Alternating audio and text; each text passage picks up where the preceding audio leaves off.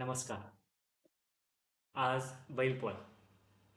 महाराष्ट्र, मध्य प्रदेश, छत्तीसगड या भागात मुख्यत्वे करून पोळा सण साजरा केला जातो.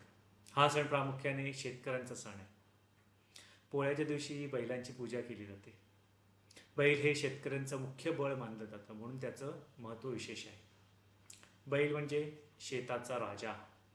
त्याच्या सहाय्याने नांगरणी, पेरणी, दळणवळण ही सर्व कामं होतात. त्यामुळे पोळ्याच्या दिवशी शेतकरी बैलांना विसाव्याचा दिवस देतात, म्हणजे त्यांना आराम देतात.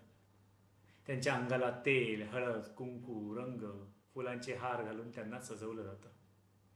पुराणामध्ये बैलाला नंदीचं रूपात महत्त्व दिलं गेलं आहे.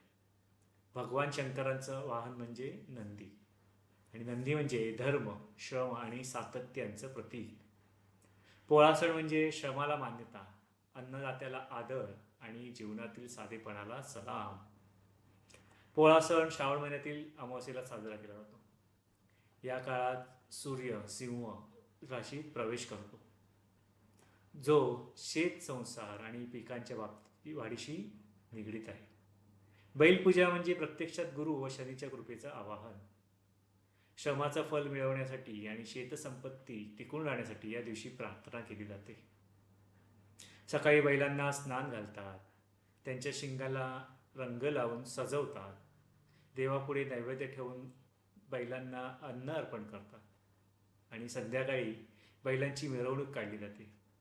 लहान मुलं लाकडी बैल घेऊन खेळतात.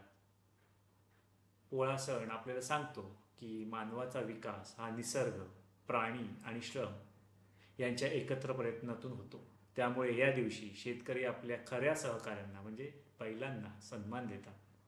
आपणही या सणातून निसर्ग आणि श्रम यांचं महत्त्व लक्षात ठेवूया. धन्यवाद.